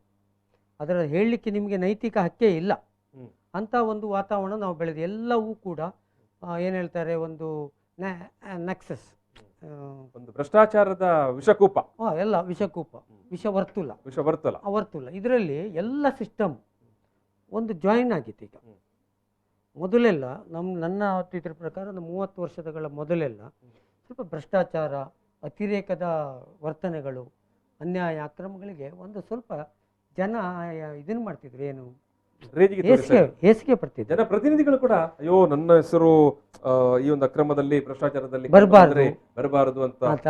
ಆಮೇಲೆ ಮಾಧ್ಯಮ ಚಾನ್ಸ್ ಇರಲ್ಲ ಆಗಿತ್ತು ಮೊದಲು. ಅಕ್ರಮ ಮಾಡಿದವನು, ಭ್ರಷ್ಟಾಚಾರ ಮಾಡಿದವನು ಅಂತ ಹೇಳಿದ್ರೆ ಜನ ಕೂಡ ನೆಕ್ಸ್ಟ್ ಟೈಮ್ ವೋಟ್ ಹಾಕುವಾಗ ಆಲೋಚನೆ ಮಾಡ್ತಾ ಇದ್ದಾರೆ. ಅದು ಮಾಧ್ಯಮಗಳು ಆಗ ಹಾಗೆ ಖಡಕ್ಕಿತ್ತು. ಈಗ ಮಾಧ್ಯಮಗಳು ಕೂಡ ಖಡಕ್ ಆಗಿತ್ತು. ಈಗ ನೀವು ಹೇಳಿದ ಬಾರಿ ಇಂಪಾರ್ಟೆಂಟ್ ಇಶ್ಯೂ. ಹೌದು, ಮಾಧ್ಯಮಗಳು ಅಂದ್ರೆ ಏನ್ ಹೇಳಿ, ಅವರು ಜನರ ಧ್ವನಿಯಾಗಿ ಒಂದು ಸೋಷಿಯಲ್ ಇದರಲ್ಲಿ ಸಿಸ್ಟಮ್ ಅಲ್ಲಿ ತಪ್ಪು ಒಪ್ಪುಗಳನ್ನು ವಿಮರ್ಶೆ ಮಾಡಿ ಅದನ್ನು ಸರಿಯಾಗಿ ಜನರಿಗೆ ಎಜುಕೇಟ್ ಮಾಡಿ ಅವರನ್ನ ಭಾವನೆಗಳನ್ನು ಉದ್ದೀಪನಗೊಳಿಸಬೇಕು. ಈಗ ಪೊಲೀಸ್ ಡಿಪಾರ್ಟ್ಮೆಂಟ್ನವರೇ ಟಿ ವಿ ಸ್ಟೇಷನ್ಗೆ ತಿಂಗಳಿಗೆ ಇಷ್ಟು ಅಂತ ಕೊಡೋದಾದ್ರೆ ಅಲ್ಲ, ನಿಮ್ಮದಲ್ಲ. ಈಗ ಬ್ಯಾಂಗ್ಳೂರಿನಂಥ ನಗರದಲ್ಲಿ ನಮಗೆ ಎಲ್ಲರಿಗೂ ಗೊತ್ತಿದೆ ಇದು. ದೊಡ್ಡ ದೊಡ್ಡ ಟಿ ವಿ ಅವ್ರದ್ದು ಕಲೆಕ್ಷನ್ ಹೇಗೆ ಮಾಡ್ತಾರೆ, ದುಡ್ಡು ಹೇಗೆ ಕಲೆಕ್ಟ್ ಬಂದ್ರಂತಂದ್ರೂ ತುಂಬಾ ಎಲ್ಲ ರಾಜಕಾರಣಿಗಳ ಕೈಯಲ್ಲಿ, ಉದ್ಯಮಗಳ ಕೈಯಲ್ಲಿ. ಅದು ಈಗ ಏನಾಗಿದೆ ಅಂದರೆ ಎಲ್ಲವೂ ಮಿಕ್ಸ್ ಆಗಿದೆ. ಎಲ್ಲವೂ ಒಂದು ಸಪರೇಟ್ ಆಗಿ ಯಾರೂ ಇಲ್ಲ. ಈಗ ಒಟ್ಟು ಭ್ರಷ್ಟಾಚಾರದ ಸರಣಿಯಲ್ಲಿ ಇವರೆಲ್ಲರೂ ಸಾಲಾಗಿ ನಿಂತುಕೊಂಡು ಮಾಧ್ಯಮ, ಪೊಲೀಸರು ಮತ್ತು ಶಾಸಕಾಂಗ, ಆಡಳಿತ, ಜನಪ್ರತಿನಿಧಿಗಳು. ಆಯ್ತು, ಅದರಲ್ಲಿ ಪಾಪ ಒಳ್ಳೆಯವರು ಇಲ್ಲ ಅಂತ ನಾನು ಹೇಳುದಿಲ್ಲ. ಆ ಒಳ್ಳೆಯವರಿಗೆ ಧ್ವನಿಯೂ ಇಲ್ಲ, ಅವ್ರ ಹತ್ರ ಏನು ಮಾಡ್ಲಿಕ್ಕೂ ಆಗುತ್ತಿಲ್ಲ. ಒಳ್ಳೊಳ್ಳೆ ರಿಪೋರ್ಟರ್ ಈಗ ಮನೆಯಲ್ಲಿದ್ದಾರೆ. ಒಳ್ಳೊಳ್ಳೆ ರಿಪೋರ್ಟರ್ನೆಲ್ಲ ತೆಗೆದಿದ್ದಾರೆ ಹೆಚ್ಚಿನ ಮಾಧ್ಯಮ ಸಂಸ್ಥೆಗಳಿಗೆ ಕೂಡ ಬಾರಿ ನಿಷ್ಪಕ್ಷಪಾತವಾಗಿ ವರದಿ ಮಾಡಿ. ನಿನ್ನೆ ನಾನೊಂದು ಹೆಸರು ಬೇಡ, ಒಂದು ದೊಡ್ಡ ಪತ್ರಿಕೆಯ ಹಿರಿಯ ಒಬ್ಬರಿಗೆ ವರದಿಗಾರಿಗೆ ಫೋನ್ ಮಾಡಿದೆ. ನನಗೆ ಬ್ಯಾಂಗ್ಳೂರಲ್ಲಿ ಒಂದು ಒಳ್ಳೆಯ ಇನ್ವೆಸ್ಟಿಗೇಟಿವ್ ಜರ್ನಲಿಸ್ಟ್ ಆರ್ಟಿಕಲ್ ಬರೆಯೋರು ಒಂದು ಒಳ್ಳೆಯ ಇಶ್ಯೂದ ಬಗ್ಗೆ ಬೇಕು ಅಂತ ಹೇಳಿದೆ. ಅದಕ್ಕೆ ಅವ್ರು ಹೇಳಿದರು, ಅಂಥವ್ರನ್ನೆಲ್ಲ ಕೊರೋನಾ ತೆಗೆದಿದೆ ಅಂತ. ಕೊರೋನಾ ತೆಗೆದಿದೆ, ಸಾಯ್ದಿದೆಲ್ಲ, ಕೊರೋನಾ ನೆಪ ಒಂದು. ಅದೇ ಕೊರೋನಾ ತೆಗೆದಿದೆ ಅಂತ. ಕೊರೋನಾದ ಸಂದರ್ಭದಲ್ಲಿ ಕಾಸ್ಟ್ ಕಟ್ಟಿಂಗ್ ಅಂತ ಹೇಳಿ ಎಲ್ಲ ಹಿರಿಯ ಪತ್ರಕರ್ತರನ್ನು, ಹಿರಿಯ ವರದಿಗಾರರನ್ನೆಲ್ಲ ಮನೆ ಅಡ್ಜಸ್ಟ್ಮೆಂಟ್ ಮಾಡಿದ್ದಾರೆ. ಅದರಲ್ಲಿ ನೀವು ಹೇಳಿದಾಗೆ ಸ್ವಲ್ಪ ಭ್ರಷ್ಟಾಚಾರದ ವಿರುದ್ಧ ಯಾರು ಬರೀತಾ ಇದ್ರು ಅಥವಾ ಭ್ರಷ್ಟಾಚಾರದ ವಿರುದ್ಧ ಯಾರು ಮಾತಾಡ್ತಾ ಇದ್ದವರು ಅವರನ್ನೇ ಫಸ್ಟ್ ಪ್ರಯಾರಿಟಿ ಆಗಿ. ಅಲ್ಲ, ಇನ್ನೊಂದು ಹೇಳ್ತೇನೆ, ಸಂಬಳ ಅರ್ಧ ಕೊಡ್ತೇನೆ ಸರ್, ನನಗೆ ಬದುಕಲಿಕ್ಕೆ ಕಷ್ಟ, ನೀವು ಮಾಡಿಕೊ ಮಾರ. ಇದು ಆಫರ್ಗಳು ಇವತ್ತಿನ ಮೀಡಿಯಾದಲ್ಲಿ, ಕೆಲವೊಂದು ಮೀಡಿಯಾ ಎಲ್ಲ ಈಗ ಅಂದ್ರೆ ಹೀಗಿರುವ ಟೋಟಲ್ ಸಿಸ್ಟಮ್ ಕರಪ್ಟ್ ಆಗಿದೆ. ಎಸ್, ಈಗ ನಡ್ಸಕ್ಕೂ ಕೂಡ ಆಗುದಿಲ್ಲ, ಕೂಡ ಆಗುದಿಲ್ಲ. ಅವ ಹೇಗೆ ಅವ್ರದಲ್ಲ ಅಲ್ಲ, ಅಷ್ಟು ಕಷ್ಟದಲ್ಲಿ ಯಾಕೆ ನಡೆಸಬೇಕು? ಅದು ಹೌದು ಅಲ್ವಾ? ಜನರ ಮುಂದೆ ಹೋಗಿ ಹೇಳುದು, ಆಯ್ತಪ್ಪ ನಮ್ಗೆ ನಡೆಸಲಿಕ್ಕೆ ಆಗುದಿಲ್ಲ, ನಾವು ಮುಚ್ತೇವೆ ಅಂತ. ಈಗ ಎಸ್, ಇದು ಸುನಿಲ್ ಅವರೇ, ಈಗ ನೀವು ಈ ರೀತಿ ಬೆನ್ನು ಬಿದ್ದು ಅಕ್ರಮ ಮರಳುಗಾರಿಕೆ ಅಂತ ದಿನನಿತ್ಯ ವಾಟ್ಸ್ಆಪ್, ಅಕ್ರಮ ಮರಳುಗಾರಿಕೆ ಮಾತ್ರ ಅಲ್ಲ, ಅಕ್ರಮ ಕಲ್ಲು ಎಲ್ಲ ಕಡೆಯಲ್ಲಿ ಆಗ್ತಾ ಇದೆ. ಕೆಂಪು ಕಲ್ಲು, ಕಪ್ಪು ಕಲ್ಲು. ಬಳ್ಳಾರಿ ಹೇಗಿದೆ ಸೇಮ್ ಟು ಸೇಮ್ ಮಂಗಳೂರು ಈಗ ಬಳ್ಳಾರಿ ತರ ಆಗ್ತದೆ. ಕಲ್ಲಲ್ಲಿ ಮಣ್ಣಲ್ಲಿ ಹಣ ಮಾಡ್ತಿದ್ದಾರೆ. ನಾವು ಅವತ್ತು ಸುಮ್ಮನೆ ಬಳ್ಳಾರಿ ಅವರನ್ನು ದೂರ್ತಾ ಇದ್ರೆ ಬಳ್ಳಾರಿ ನೋಡಿ ಮಂಗಳೂರನ್ನು ತೋರಿಸ್ಬೋದು, ಮಂಗಳೂರು ನೋಡಿ ಅಂತ ಹೇಳಿ. ಆಯ್ತು, ಈಗ ಸರ್ಕಾರ ಬದಲಾಯ್ತು ಅಲ್ವಾ, MLAಗಳು ಬದಲಾದ್ರು ಅಲ್ವಾ, ಆದ್ರೂ ಇದ್ಯಾಕೆ ನಡೀತಾ ಉಂಟು ಅಂತ. ವ್ಯಾಪಾರಿಗಳು ಬದಲಾಗ್ಲಿಲ್ಲ, ಅವರೇ ಇದ್ದಾರಲ್ಲ, ಅವರು ಈ ಪಕ್ಷಕ್ಕೆ ಸೇರಿದ್ರು. ನಾಳ್ದು ಅಧಿಕಾರ ಬಂದಾಗ ಆ ಪಕ್ಷಕ್ಕೆ ಹೋಗ್ತಾರೆ. ಕಾರ್ಯಕ್ರಮದಾಗ ಒಂದು 50 ಫ್ಲೆಕ್ಸ್ ಹಾಕಿದ್ರೆ ಶುಭ ಕೋರುವವರು ಅಂತ ಹೇಳಿ ಹಾಕಿದ್ರೆ MLA ಅವರದೇ ಜನ, ಕಾರ್ಯಕರ್ತರ ಲೆಕ್ಕಕ್ಕಿಲ್ಲ.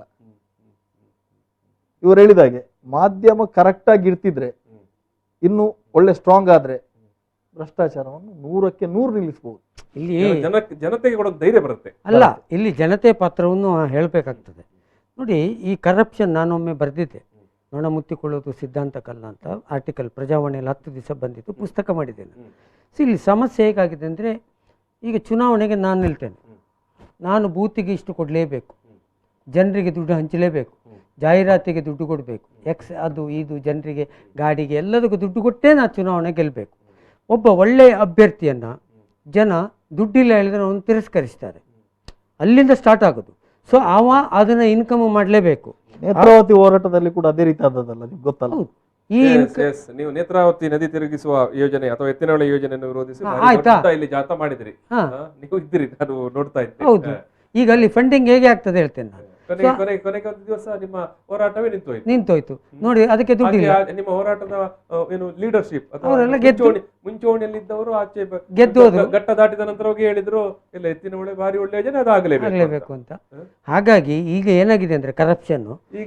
ಈಗಂತೂ ಏನು ನಳಿನ್ ಕುಮಾರ್ ಕಟೀಲ್ ಅವರು ಬಿಜೆಪಿ ರಾಜ್ಯ ಅಧ್ಯಕ್ಷರು, ಸೊ ಈಗ ಅವರು ಕೂಡ ಹೇಳ್ತಾರೆ ಆಚೆ ಬದಿಗೆ ಹೋಗಿ ಎತ್ತಿನ ಹೊಳೆ ಯೋಜನೆ ಆಗ್ಲಿ ಅಂತ. MLA ಗಳು ಮಾತಾಡಲಿಲ್ಲ. ಇಲ್ಲಿ ನಿಮ್ಮ ಹೋರಾಟದ ಸಂದರ್ಭದಲ್ಲಿ ಮುಂಚೂಣಿಯಲ್ಲಿ ನಾನು ಪಾದಯಾತ್ರೆ ಮಾಡ್ತೇನೆ, ಪಾದಯಾತ್ರೆ ಬಂದಿದ್ರು, ಎತ್ತಿನ ಹೊಳೆ ಯೋಜನೆ ಬೇಡ ಅಂತ ಹೇಳಿಕೊಂಡು ನಾನೇ ಉದ್ಘಾಟನೆ ಮಾಡಿದೆ, ಕಾಯಿ ಹೊಡೆದು. 1,000 ಕೋಟಿ ಯಡಿಯೂರಪ್ಪ ಬಿಡುಗಡೆ ಮಾಡುವ ಮಂಗಳೂರಿನ ಜನ ತುಂಬಾ ವಿರೋಧ ಮಾಡಿದ್ರು. ಫ್ಲೆಕ್ಸಿಗೆ ಕಪ್ಪು ಪೇಂಟ್ ಆಗ್ಲಿಕ್ಕೆ ಅಂತ ಹೇಳಿ ಎಲ್ಲ ತಯಾರಾಗಿದ್ರು ನಳಿನ್ ಕುಮಾರ್ ಕಟೀಲ್. ಈಗ ಇದೇ ಈ ಕರಪ್ಷನ್ ಹೇಳುದುಂಟಲ್ಲ, ಈ ಫಂಡ್ ಅದು 1,000 ಕೋಟಿ ಅದು ಅಳತಾಯ್ತು. ಈಗ ಅದು 7,000 8,000 ಎಲ್ಲ ದಾಟಿ ಇಲ್ಲ, ಅದು ಇನ್ನು 15 ವರ್ಷ 1,000 ಕೋಟಿ ಆಗ್ತಾನೆ ಇರ್ತಾರೆ, ಅದು ಮುಗಿಯುವುದಿಲ್ಲ. ಇನ್ನೊಂದು ವಾರ ಯೋಜನೆ ಆಗ್ತದೆ ಪಕ್ಕ. ಸೊ ಈಗ ನಾವು ಒಂದು ವಿಷಯ ನಾನು ಅರ್ಧದಲ್ಲಿ ನಿಲ್ಲಿಸಿದೆ, ಈ ಫಂಡ್ ಉಂಟಲ್ಲ, ಸೊ ಈ ಫಂಡನ್ನು ಅವ್ರ ಎಲ್ಲಿಯವರೆಗೆ ನೀವು ಪೊಲಿಟಿಕಲ್ ಚುನಾವಣೆ, ಭ್ರಷ್ಟಾಚಾರ ರಹಿತ ಚುನಾವಣೆಗಳು ನಡೆಯುವುದಿಲ್ವೋ ಅಲ್ಲಿವರೆಗೆ ಇದನ್ನು ಯಾವುದನ್ನು ನಿಲ್ಲಿಸ್ಲಿಕ್ಕೆ ಆಗೋದಿಲ್ಲ ಅಂತ ನನ್ನ ಅಭಿಪ್ರಾಯ. ಅಲ್ಲಿ ಪರಿಶುದ್ಧವಾಗಿ ಒಬ್ಬ ನಾಯಕ ಬರಲಿಕ್ಕೆ ಶುರುವಾದರೆ ಅವನಿಗೆ ಆಗ ಯಾವುದು ಕಮಿಟ್ಮೆಂಟ್ ಇರುವುದಿಲ್ಲ. ಇಲ್ಲಿ ಅವ ಎಲ್ಲರಿಗೂ ದುಡ್ಡು ಕೊಟ್ಟು ಬರುವ ಮೇಲೆ ಅವಾದ ಕಲೆಕ್ಷನ್ ಸ್ಟಾರ್ಟ್ ಆಗ್ತದೆ. ಒಂದು ಸಭೆಗೆ ಸಮಾರಂಭಕ್ಕೆ ಉದ್ಯಮಿಗಳ ಹತ್ರ ಹೋಗ್ಬೇಕಾಗ್ತದೆ, ನಿಮಗೆ ಟಿವಿ ಗುತ್ತಿಗೆದಾರ ಹತ್ರ ಹೋಗ್ಬೇಕಾಗ್ತದೆ.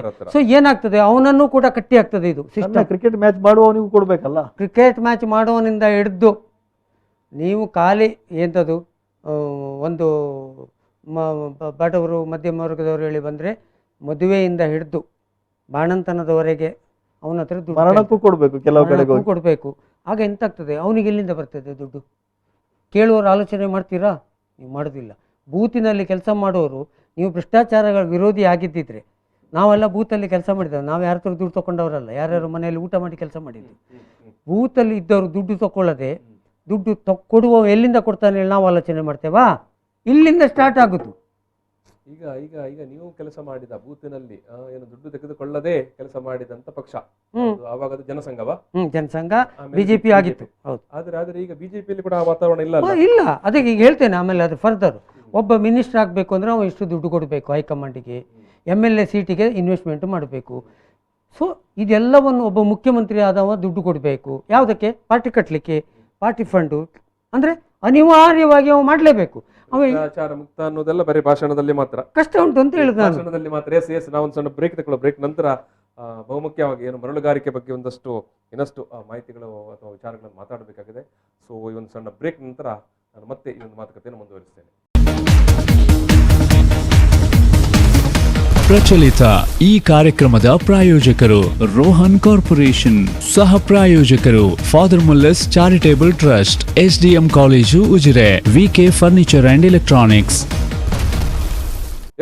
ಅಕ್ರಮ ಮರಳುಗಾರಿಕೆ ಸ್ವತಃ ಪೊಲೀಸ್ ಕಮಿಷನರ್ ಅವರಿಂದಲೇ ಕಾರ್ಯಾಚರಣೆ. ನಾವು ಮೊನ್ನೆ ನೋಡಿದೆವು, ಶನಿವಾರದಂದು ಮಂಗಳೂರು ಪೊಲೀಸ್ ಕಮಿಷನರ್ ಅವರು ಶಶಿಕುಮಾರ್ ಅವರು ತಲಪಾಡಿ ಟೋಲ್ ಗೇಟ್ ಬಳಿ ಸ್ಕೂಟರ್ನಲ್ಲಿ ಹೋಗಿ ಅಕ್ರಮ ಮರಳುಗಾರಿಕೆಯ ಟಿಪ್ಪರ್ ಅನ್ನು ಅಡ್ಡ ಹಾಕಿ ಅವರು ಆ ಒಂದು ಕಾರ್ಯಾಚರಣೆ ನಡೆಸಿರುವಂಥದ್ದು.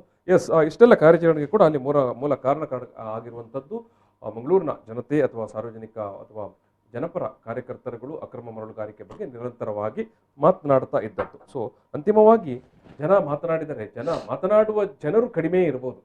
ಇದು ಸುನಿಲ್ ಅವರೇ ಅಥವಾ MJ ಅವರೇ, ಮಾತನಾಡುವ ಜನರ ಸಂಖ್ಯೆ ಕಡಿಮೆ ಇರಬಹುದು ಅಥವಾ ಈ ರೀತಿ ಅಕ್ರಮಗಳ ಬಗ್ಗೆ ಧ್ವನಿ ಎತ್ತುವ ಸಂಖ್ಯೆ ಕಡಿಮೆಯೇ ಇರಬಹುದು. ಆದರೆ ಒಂದು ತಕ್ಕ ಮಟ್ಟಿಗಾದರೂ ಅಥವಾ ಒಂದಲ್ಲ ಒಂದು ದಿನ ಆದರೂ ಒಂದಷ್ಟು ನ್ಯಾಯ ಸಿಗ್ತದೆ ಮತ್ತೆ ಕಾರ್ಯಾಚರಣೆಗಳು ಪೊಲೀಸರು ಮಾಡಬೇಕಾಗುತ್ತೆ. ಈ ಸಂದರ್ಭದಲ್ಲಿ ನಾವು ಶಶಿಕುಮಾರ್ ಪೊಲೀಸ್ ಕಮಿಷನರ್ ಅವರನ್ನು ಮತ್ತು DCP ಹರಿರಾಮ್ ಶಂಕರ್ ಅವರನ್ನು ಸಾರ್ವಜನಿಕರ ಪರವಾಗಿ ಅಭಿನಂದಿಸಬೇಕಂತ ಹೇಳಿದ್ರೆ ಅವರು ತುಂಬಾ ರಿಸ್ಕ್ ತಗೊಂಡು ಅದು ಕೂಡ ಸ್ಕೂಟರ್ನಲ್ಲಿ ಹೋಗಿ ಇಂಥ ಒಂದು ಕಾರ್ಯಾಚರಣೆ ಮಾಡಿದ್ದಾರೆ. ಕಂಟಿನ್ಯೂ ಆಗಬೇಕು, ಅದು ಕಂಟಿನ್ಯೂ ಆಗಬೇಕು ಅಂತ ಹೇಳಿದ್ರೆ ಬಹುಶಃ ಅಕ್ರಮ ಮರಳುಗಾರಿಕೆ ಅಷ್ಟು ಸುಲಭದಲ್ಲಿ ನಿಲ್ಲೋದಿಲ್ವಾ ಅಂತ ನೀವು ಅಲ್ಲಿ ಹೋಗುವಂತ ಜಾಗದಲ್ಲೆಲ್ಲ CC ಕ್ಯಾಮರಾ ಹಾಕಿದ್ದಾರೆ.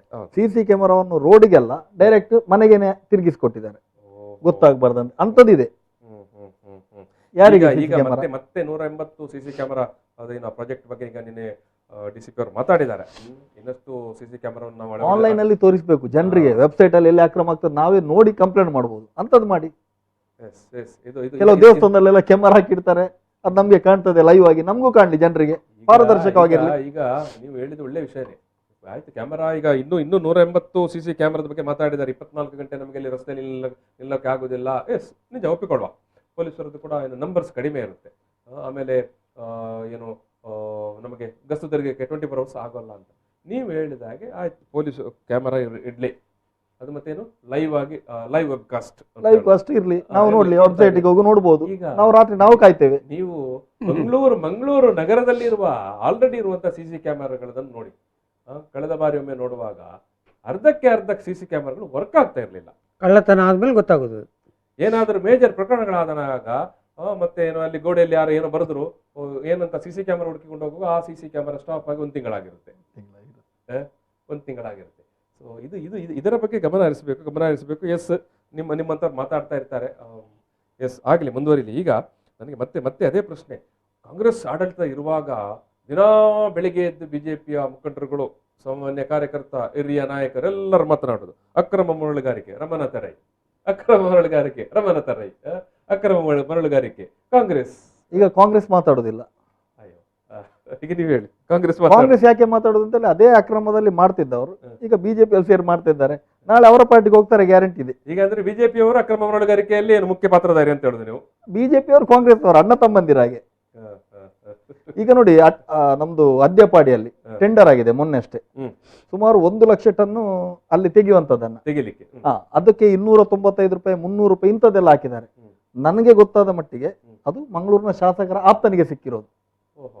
1 ಲಕ್ಷ ಟನ್ನು 160 ರೂಪಾಯಿ ಟನ್ನಿಗೆ 160 ರೂಪಾಯಿ ಟನ್ನಿಗೆ ಅವರು ಟೆಂಡರ್ ತೆಗೆದಿದ್ದಾರೆ. ಆ 160 ರೂಪಾಯಿ ಅಂತ ಹೇಳಿದ್ರೆ 6 ಕಿಲೋಮೀಟರ್ ದೂರದಿಂದ ಒಂದು ಯಾರ್ಡ್ ಮಾಡಿದ್ದಾರೆ. ಆ ಯಾರ್ಡಿಗೆ ಅಲ್ಲಿಂದ ಮಣ್ಣನ್ನು ತೆಗೆದು ಡ್ರಜ್ಜಿಂಗ್ ಮಿಷನ್ ಅಲ್ಲಿ ತೆಗೆದುಕೊಂಡೋಗಿ ಹಾಕ್ಲಿಕ್ಕೆ ಕಾಸ್ಟ್ ಆ ಜಾಗ ಎಲ್ಲ ಬಾಡಿಗೆಗೆ, ಸ್ವಂತ ಜಾಗ ಅಲ್ಲ. ಟೆಂಡರ್ ತೆಗೆದವರಿಗೆ 1.5 ಲಕ್ಷ ರೂಪಾಯಿ ಬಾಡಿಗೆ ಕಟ್ಟಬೇಕು, 10 ಲಕ್ಷ ರೂಪಾಯಿ ಡೆಪಾಸಿಟ್ ಕಟ್ಟಿದ್ದಾರೆ, EMD ಕಟ್ಟಿದ್ದಾರೆ ಅದನ್ನು ತೆಗಿಲಿಕ್ಕೆ. 1 ಲಕ್ಷ ಟನ್ನಿಗೆ 160 ರೂಪಾಯಿ ತಂದು ಹಾಕುವಾಗ ಅವನಿಗೆ ಕಡಿಮೆ 200 ರೂಪಾಯಿ ಕಾಸ್ಟ್ ಬೀಳ್ತದೆ. ಅವನಿಗೆ ಏನ್ ಲಾಭ? ಟೆಂಡರ್ ನಲ್ಲಿ 160 ರೂಪಾಯಿ ಫಿಕ್ಸ್ ಮಾಡಿರೋದು. ಈ ಜಾಗದಿಂದ ಮರಳನ್ನು ಕೊಂಡೋಗಿ ಅಲ್ಲಿ ಯಾರ್ಡಲ್ಲಿ ಹಾಕಬೇಕು. 6 ಕಿಲೋಮೀಟರ್ ಟಿಪ್ಪರ್ ಅಲ್ಲಿ ಕೊಂಡೋಗಿ ಹಾಕ್ಬೇಕು. ಪುನಃ ಆ ಮರಳನ್ನು ಲೋಡ್ ಮಾಡಿ ಯಾರಿಗೆ ಬೇಕು ಅವರಿಗೆ ಮಾರುವಂತದ್ದು ಸರ್ಕಾರ ಮಾಡ್ತದೆ. ಅದನ್ನ ಹಾಕಿ ಕೂಡ ಅವರೇ ಕೊಡಬೇಕು. ಈ ನೀವು ಹೇಳುದು 160 ರೂಪಾಯಿ ಇಷ್ಟೆಲ್ಲ ಪೂರೈಸುತ್ತಾ ಅಂತ? ನನ್ಗೆ ಗೊತ್ತಿದೆ ಪಡಿಸುದಿಲ್ಲ ಅಂತ ಹೇಳಿ. ಅದು ಹೇಗಂತ ಹೇಳಿದ್ರೆ, ಒಂದು ಲೋಡ್ ಯಾರ್ಡಿಗೆ ಬರುವಾಗ ಹಾಗಿದ್ದರಲ್ಲಿ ಏನಾಗುತ್ತೆ? ಅದೇ, ಒಂದು ಲೋಡ್ ಯಾರ್ಡಿಗೆ ಬರ್ತದೆ, 10 ಲೋಡ್ ಬೇರೆ ಕಡೆಗೆ ಹೋಗ್ತದೆ, ಅಕ್ರಮ ದಾರಿಯಲ್ಲಿ ಹೋಗುತ್ತೆ. ಅದು ಇನ್ನು ಇನ್ನೀಗ ಒಂದು ಸೆಪ್ಟೆಂಬರ್ ಒಂದು 3 ತಿಂಗಳಲ್ಲಿ ಇದು CRZ ಅಲ್ಲಿ ಇರುವಂತ ಮರಳುಗಾರಿಕೆ ನಿಲ್ತದೆ. ಆಗ ಮರಳು ಈಗ ದೀಪವನ್ನು ತೆರಳು ಮಾಡುವುದಂತ. ಹೌದು. ಈಗ 5,000 ರೂಪಾಯಿಗೆ ಸಿಗುವಂತ ಮರಳು ಇನ್ನೊಂದು 3-4 ತಿಂಗಳು ಹೋದ್ರೆ ಅವರು ಅದನ್ನು 15,000ಕ್ಕೆ ಮಾಡ್ತಾರೆ ಜನರಿಗೆ. ನಮ್ಮ ಕಣ್ಣೆದುರು ನಮ್ಮ ಮಣ್ಣಿನಲ್ಲಿ ಇದ್ದಂತ ಮರಳನ್ನು ನಾವು ಸರ್ಕಾರ ಅದನ್ನು ತೆಗೆಸಿ ಕೊನೆಗೆ ಜನರ ಕೈಗೆ ತಲುಪಿಸುವಾಗ ನೀವು ಹೇಳಿದಾಗ ಅದು ಯಾರು ಏನಂತೇಳಿ A to Z ಡೀಟೇಲ್ಸ್ ಜಾಸ್ತಿ ಆಗಿರುತ್ತೆ. ಯಾರು ಏನು ಅಂತ ಹೇಳಿದ್ರೆ ಡೀಟೇಲ್ಸ್ಗಳಿದೆ. ಮುಂದಿನ ದಿನ ನಾನು ಇಲ್ಲಿ ಹೇಳಲ್ಲ, ಯಾಕೆಂದ್ರೆ ಟಿವಿ ಮಾಧ್ಯಮದಲ್ಲಿ ಹೇಳಲ್ಲ, ನಾನು ಫೇಸ್ಬುಕ್ ಅಲ್ಲಿ ಹೇಳ್ತೇನೆ, ಖಂಡಿತವಾಗಿ ಹೇಳ್ತೇನೆ. ಖಂಡಿತವಾಗಿ ಹೇಳಿ. ಯಾರಾದ್ರೂ ಬರ್ ಮಾತಾಡ್ಬೇಕು ಸುನಿಲ್ ಅವರೇ, ಯಾರಾದ್ರೂ ಮಾತಾಡ್ಲೇಬೇಕು. ಇಲ್ಲ ಅಂತ ಹೇಳಿದ್ರೆ ನಮ್ಮ ವ್ಯವಸ್ಥೆ ಇದೆ. ಇಲ್ಲಾಂದ್ರೆ ಶಾಸಕರು ಆ ಜಾಗದಲ್ಲಿ CC ಕ್ಯಾಮೆರಾವನ್ನು ಹಾಕಿ ಒಂದೇ ಒಂದು ಅಕ್ರಮ ಮಾಡೋದಾಗಿ ನೋಡ್ಕೋಬೇಕು. ಅದು ಸುರತ್ಕಲ್ ಏರಿಯಾದಲ್ಲಿ ಇರೋದು ಅದ್ಯಪಾಡಿ, ಅದು ಮಂಗಳೂರಿನ ಶಾಸಕರು ಅದ್ರದ್ದು ಆಪ್ತರಿಗೆ ಸಿಕ್ಕಿದೆ.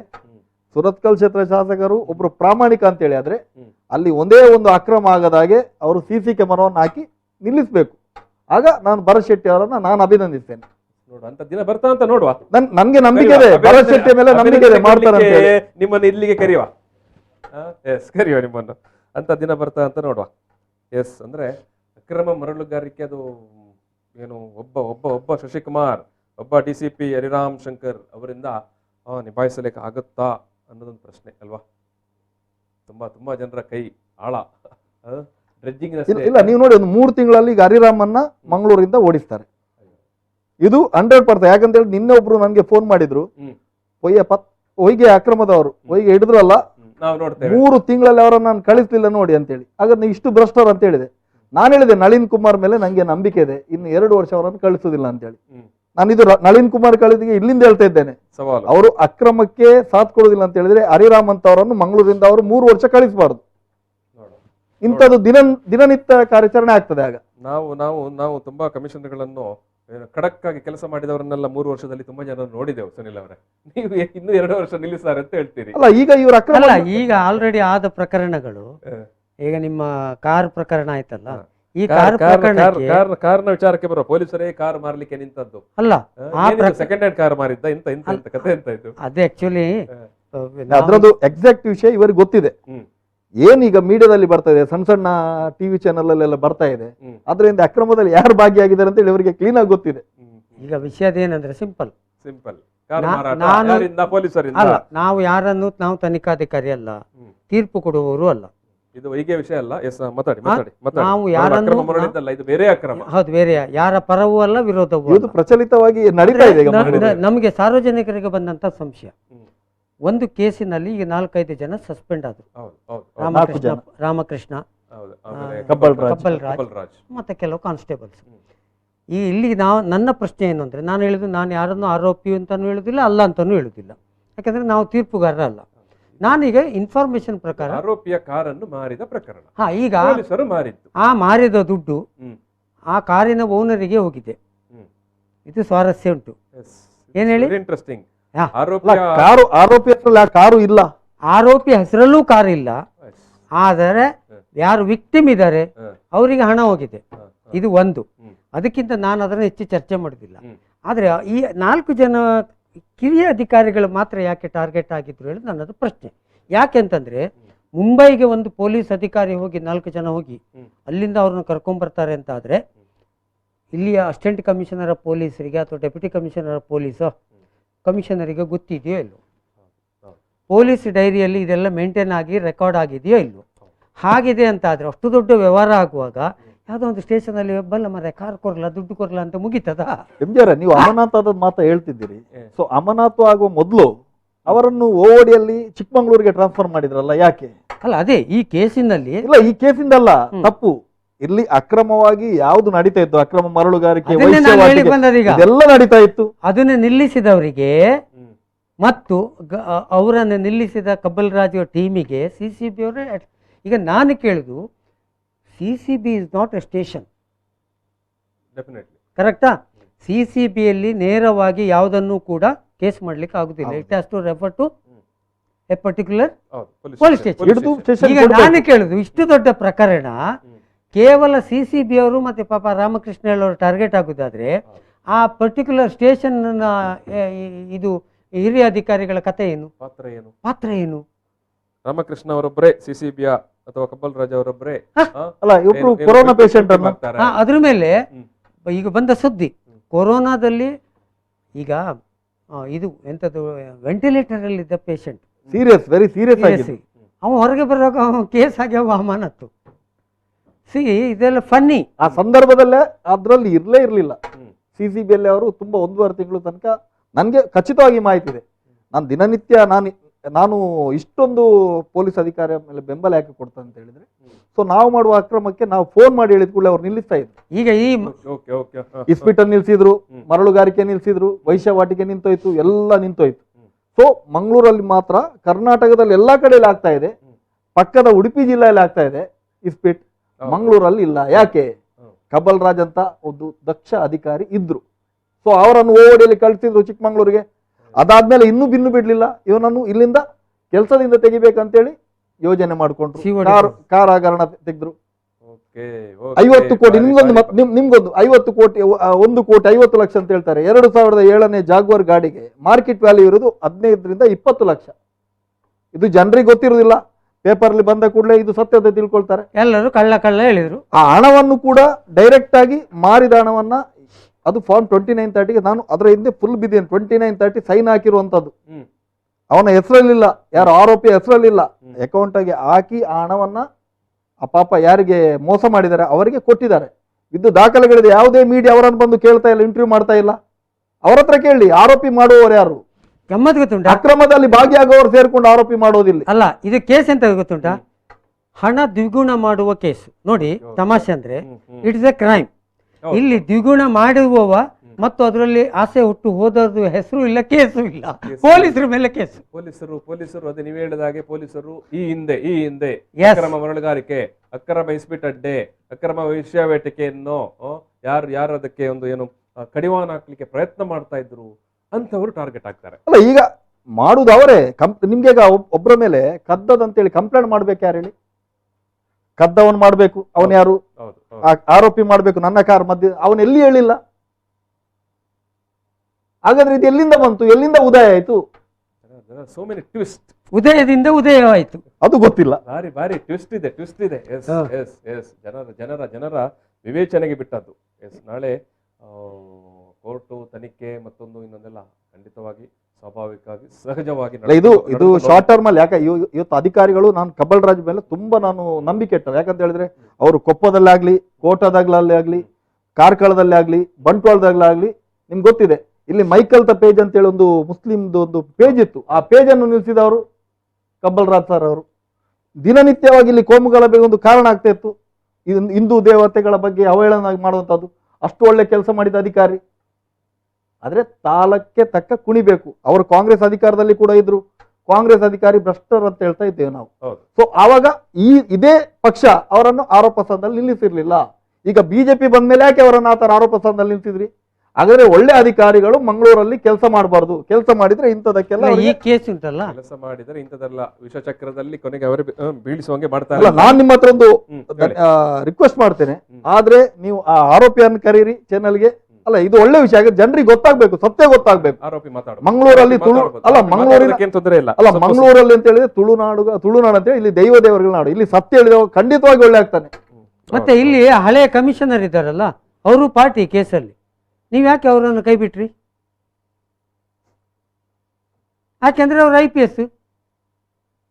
ಹಾಗಾಗಿ ನಾನು ಹೇಳುದು ಇದು CBIಗೆ ಕೊಡುವಂತ ಒಂದು ಪ್ರಕರಣ. ಇಲ್ಲ, ಇನ್ನು ಹಲವಾರು ಇದೆ ತನಿಖೆಯಲ್ಲಿ. MJ ಹೆಗಡೆ ಅವರು ಅದರ ಬಗ್ಗೆ ತುಂಬಾ ಸ್ಟಡಿ ಮಾಡಿದ್ದಾರೆ. ಇದು ಈಗ ತನಿಖೆ ಒಂದು ಹಂತಕ್ಕೆ ಬಂದ್ಮೇಲೆ CBIಗೆ ಕೊಡುವಂತ ಒಂದು ದೊಡ್ಡ ಒಂದು ಹೋರಾಟವನ್ನ MJ ಹೆಗಡೆ ಅವರು ಮಾಡ್ತಾರೆ. ಅದು ಹೇಗೆ ಅಂತ ಹೇಳಿದ್ರೆ ಅದು ಎತ್ತಿನ ಹೊಳೆ ಹೋರಾಟ ರೂಪದಲ್ಲಿ ಮಾಡ್ತಾರೆ MJ ಹೆಗಡೆ ಅವರು. ಖಂಡಿತವಾಗಿ ನಂಬಿಕೆ ಇದೆ ಅವರಿಗೆಲ್ಲ ವಿಷಯವನ್ನು ನಾನು ಹೇಳಿದ್ದೇನೆ. ಯಾಕಂತ ಹೇಳಿದ್ರೆ ನನ್ನ ಏನು ಹೋರಾಟ ಇದೆ, MJ ಹೆಗಡೆ ಅಂತ ಅವರು ಶಕ್ತಿ ಕೊಟ್ರೆ ಖಂಡಿತವಾಗಿ ನಾನು ಅದನ್ನು ಮಾಡಬಹುದು. ನ್ಯಾಯ ಸಿಗ್ಬೇಕು ಜನರಿಗೆ, ಅಧಿಕಾರಿಗಳಿಗೆ ನ್ಯಾಯ ಸಿಗ್ಬೇಕು. ನಿಮ್ಮ ಇಬ್ಬರನ್ನು ನಿಮ್ಮ ಹಿತೈಷಿಗಳು ಬೆಂಬಲಿಗರು ಕಾಪಾಡ್ತಾ ಇರಲಿ. ಅಲ್ಲ, ನಿಮ್ಮ ಮನೆ ದೇವರು ಕಾಪಾಡ್ಲಿ ಅಂತ. ಅಲ್ಲ, ನಾನು ಮನೆಯಿಂದ ಹೊರಗೆ ಹೋಗುವಾಗ ಯಾವತ್ತ ಹೆಂಡತಿ ಹತ್ರ ಹೇಳುದಿಲ್ಲ ನಾನು ಬರ್ತೇನೆ ಅಂತ ಹೇಳಿ. ನನಗೆ ನಂಬಿಕೆ ಇಲ್ಲ ಬರ್ತೇನೆ ಅಂತ ಹೇಳಿ. ಯಾಕಂತ ಹೇಳಿ ನಾನು ಇಷ್ಟೊಂದು ನಾನು very sorry state of affair ಇದು. ಅಲ್ಲ, ಯಾಕೆ ಗೊತ್ತಾ, ಇವತ್ತು ಅಕ್ರಮ ಮಾಡಿದವರು ಜನರು ನೀವು ಗಮನಿಸಬೇಕು, ನೋಡ್ತಾ ಇರುವವರು ನೀವು ಗಮನಿಸಬೇಕು. ಒಬ್ಬ ಸಾಮಾಜಿಕ ಕಾರ್ಯಕರ್ತ ಅವನಿಗಲ್ಲ, ಅವನ ಮನೆಗೆಲ್ಲ, ಅವನ ಪತ್ನಿ ಮಕ್ಕಳಿಗಾಗಿ ಅಲ್ಲ, ಊರಿನ ಹಿತಕ್ಕಾಗಿ ಏನೋ ಕೆಲಸ ಮಾಡ್ತಾನೆ ಅಂತ ಹೇಳುವಾಗ ಅವರಿಗೆ ನೈತಿಕ ಧೈರ್ಯವನ್ನು ಕೊಡುವ ಪ್ರಯತ್ನ ಮಾಡಿ. ನಿರಂತರವಾಗಿ ಮಾಡ್ತೇನೆ ನಾನು, ಹೆದರಿಕೆಲ್ಲ. ಫೇಸ್ಬುಕ್ ನಲ್ಲಿ ಸುನಿಲ್ ಅವರಿಗೆ ಹೇಳಿ ನಾವು ಜೊತೆಗೆ ಇದ್ದೇವೆ ಅಂತ. ಅವ್ರು ದಿನಾಲು ಫೇಸ್ಬುಕ್ ಅಲ್ಲಿ ಮಾತಾಡ್ತಾರೆ. MJ ಹೆಗಡೆ ಅವರು ದಿನಾಲು ಫೇಸ್ಬುಕ್ ಅಲ್ಲಿ ಮಾತಾಡ್ತಾರೆ, ಹೇಳಿ ನಿಮ್ಮ ಜೊತೆಗೆ ನಾವು ಇದ್ದೇವೆ ಅಂತ. ಯಾವಾಗ ಮಾತನಾಡುವವನ ಪರವಾಗಿ ಯಾರೂ ಇಲ್ಲ ಅಂತ ಆದರೆ ಆ ಸಂದರ್ಭದಲ್ಲಿ ಅಕ್ರಮ ಮಾಡುವವರು ಕೂಡ ಎಚ್ಚೆತ್ತುಕೊಳ್ತಾರೆ.